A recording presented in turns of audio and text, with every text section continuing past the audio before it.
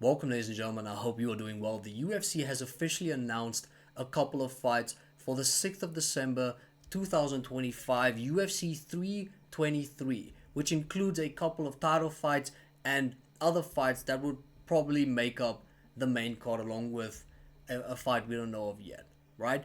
And I'm gonna go through every single one of them, starting off with the big one, probably the main event, because it feels like every time he's fighting right now, it's main event worthy. Merab Dvalishvili, the Hobbit Thanos from Georgia, is taking on Petr Yan, the Siberian Tyrion Lannister. And this is a fight we've seen before. We saw it in 2023. But right now, Merab is basically collecting Infinity Stones in the form of UFC bantamweight fighters. And some stones he enjoys so much that he collects them twice. Already beat Uma, already beat Corey Sandhagen, and he enjoyed beating Sean O'Malley so much he did it twice.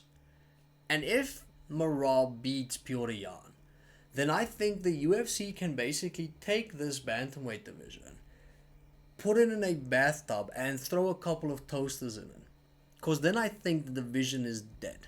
And it's not because I dislike Merab, but who's next? Who will be next if Merab beats Petr Yan? Will it be Uma after one win? If he's able to beat Mario Bautista, it won't be Corey, it won't be Sean, won't be Petr Yan, will be Song Yadong after nothing. So I don't really know what to do, but Merab's busy running the gauntlet, and nobody seems to stop him, and he feels inevitable. And he isn't human. Now Merab wanted this fight because he wants to break a record, and it feels like every single time Merab is fighting, he's breaking records or tying records. Because if he is able to beat Petr Yan, then he will be the first fighter ever in UFC history to defend his belt 4 times in a single year, which is insane. And I'm gonna go over a couple of stats, but it doesn't make sense. It doesn't. If they 15 years from now, I'm not saying he is, but 15 years from now, if a documentary come out, the scandal of the Goblin, and and Merab tested positive for every single thing that has ever existed, I won't be shocked, because what he is doing isn't normal. It isn't human. He is recovering at a rate which doesn't feel normal and doesn't feel natural. Now, I'm not accusing Merab of anything, and I think the strength of everything Merab is in his nose. Okay, that thing has seen it absorbs every single thing, right? Everything that he eats, everything that if someone throws a leg kick, it travels, it goes through the nose, and that's basically where it just breaks. Because he fought a couple of weeks ago against Corey Sandhagen, beat Corey Sandhagen, and it's not like out of all of these fights that he has, he's coming out of it unscathed. He's eating shots. These are 5-round fights with Uma, with Corey, and he's just, all right, hey coach, 2 months I want to fight. It doesn't make sense at all. All right, it just doesn't make sense. Merab Dvalishvili isn't human. He might be a goblin just wanting to fight, a battle-hardened goblin. And not only is a battle-hardened goblin, he's probably a battle-hardened goblin on bath salts. If he had a name, it would be something like Flaka. He is insane. And we saw Petr Yan take on Merab in 2023, and in that fight, Merab attempted more than 40 takedowns, which is ridiculous. Landed 11 of them, and even though you can say, well, Petr Yan, it felt like immediately stood up as soon as he got taken down. I don't care how many times you immediately stand up. At some point, it does drain you, and it does take away your gas tank, your power, especially a guy that's so methodical the way Petr Yan is with regards to how he strikes. He's cerebral. He takes his time. He figures out his opponent. He won't be able to do that. Petr Yan looked good in that fight. He lost 50-45. He looked good. in that fight. He lost 50-45. Now, you would have to be an idiot to pick Petr Yan to win this fight, which is why I'm picking Petr Yan. I'm not. Okay? I don't think Petr wins this fight. I think maybe if Petr Yan had a very strategic game plan going into the fight, first round, stay out of range, circle a lot, and then basically throw a feint, take out a 44 Magnum, point it at Merab. Obviously, don't shoot him, but as soon as you point it at him, he kind of covers up and he's not looking at what's happening. Maybe you distract the referee, you fire one off into the crowd or just up, and then you try and overwhelm Merab. If not that, then maybe Petr can win this fight if he clones himself 3 times. If we had 4 Petr Yans facing Merab, then I think Petr Yan wins 48-47. But moving on to the next fight, also announced, was Alexandre Pantoja versus Joshua Van. Now, obviously Joshua Van had his impressive win over Brandon Royval, Fight of the Year nominee. It was an insane fight. Joshua Van, extremely marketable. He seems like people resonate with him. He's very relatable. And Alexandre Pantoja, one of the best flyweights of all time, right? It's going to be an insane fight, but I do think in the end, Alexandre Pantoja wins that fight. I think experience will help Pantoja a lot. Remember that Joshua Van is, I think, 24, 25 years old. Started his mixed martial arts career, I think, 7 years ago.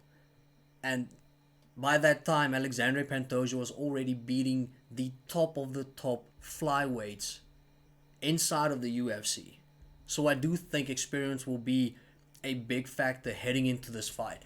And sure, Joshua Van does have good striking. We've seen a lot of guys with good striking. Will Joshua Van be able to withstand Alexandre Pantoja's pressure?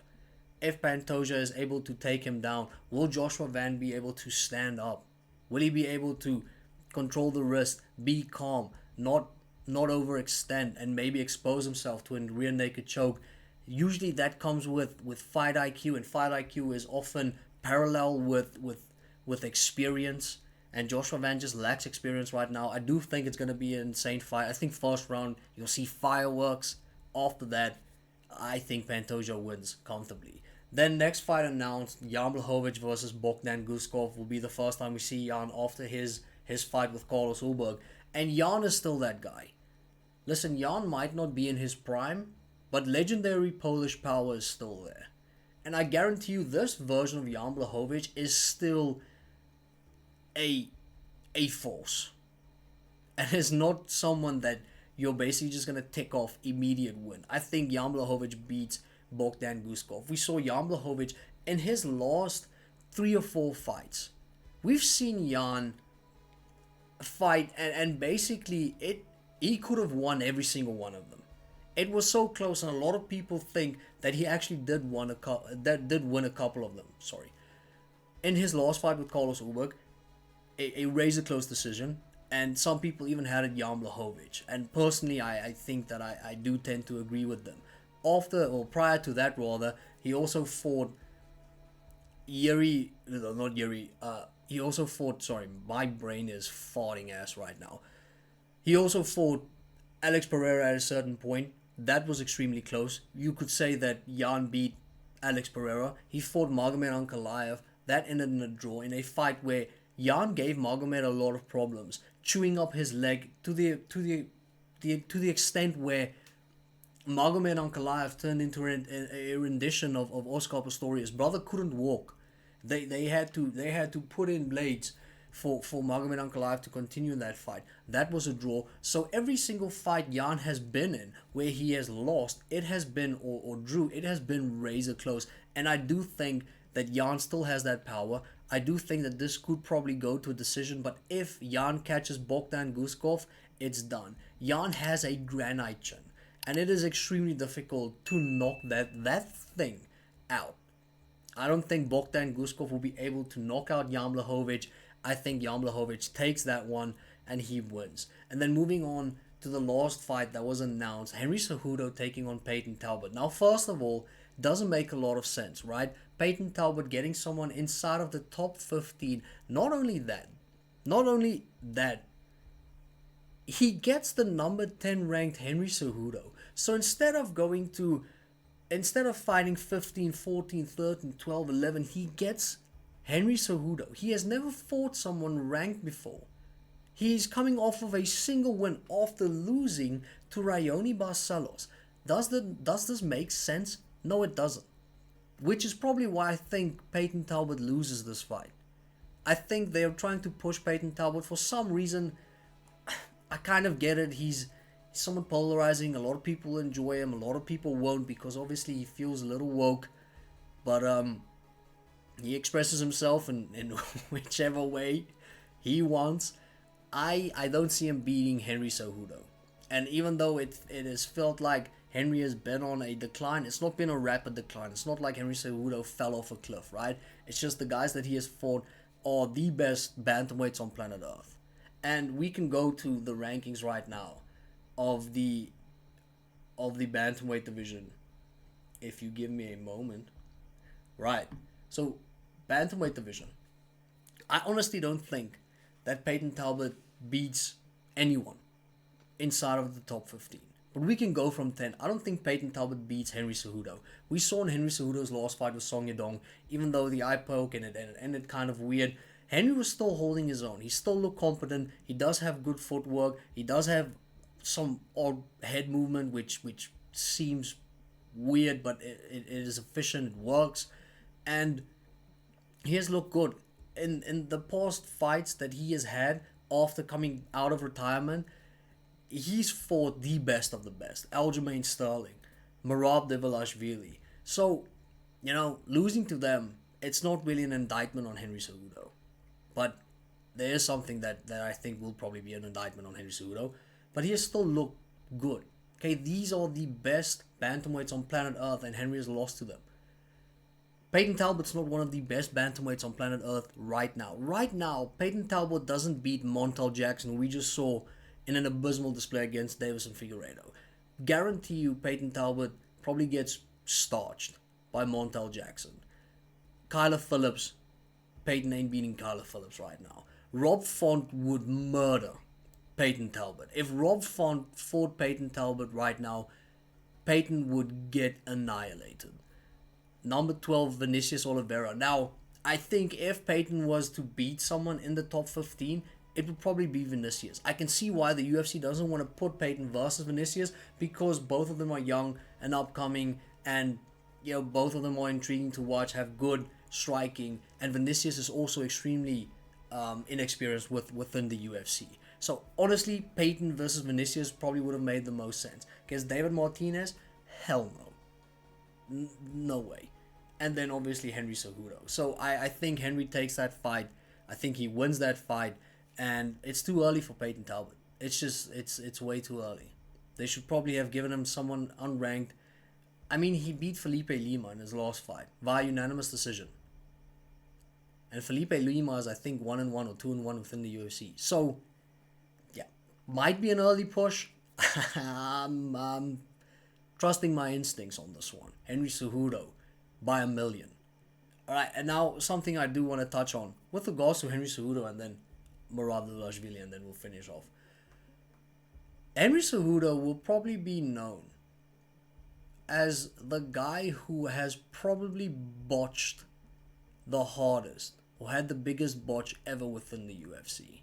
Because Henry, if he retires, finally, or if it's officially the end of Henry's UFC career, he will go down as one of the most decorated combat athletes of all time. Guaranteed, right? He was an Olympic champion, he was a flyweight champion, and he was a bantamweight champion. And then he decided to retire. And it was this weird thing about the girlfriend. But I guarantee you, if I had to bet my uncle's life on it, it was because of the money. Henry probably felt like he deserved more. The UFC didn't want to pay him more, and then he said he'll retire. Probably thinking that he has more leverage than he had, penultimately. And then the UFC just said, alright, see ya. And what is weird to me is Henry thinking that he wasn't expendable. Yet the UFC got rid of Demetrius Johnson, who is the best flyweight of all time and arguably the best fighter of all time. I said arguably, so John Jones fans, calm down. If they got rid of DJ, then Henry thinking that he wasn't expendable is insane. If you think that the UFC will try everything to keep you here and pay you more, yet they did DJ dirty, then I don't know. I don't know who was advising Henry at the time, but that it was horrible. It's probably one of the worst decisions ever made within the UFC, which is what I want to get down to. Because when he came back, it just wasn't the same. He left in his prime. This is like a Habib level retirement, where he left in his prime. Habib's retirement makes sense though, because he didn't come back. Habib's retirement was final. Henry's wasn't. Henry came back. The problem was when he came back, the division moved on. Fighters got better.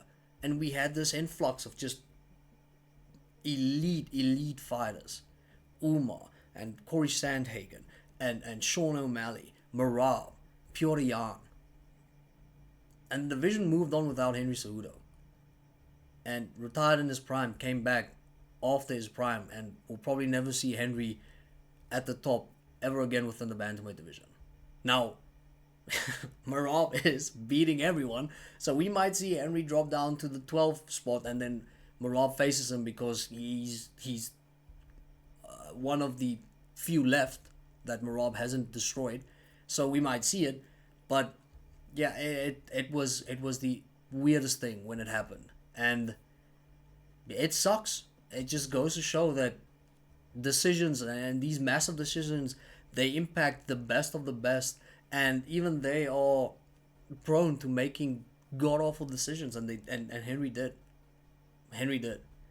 And then last thing I want to touch on, if Merab beats Petr Yan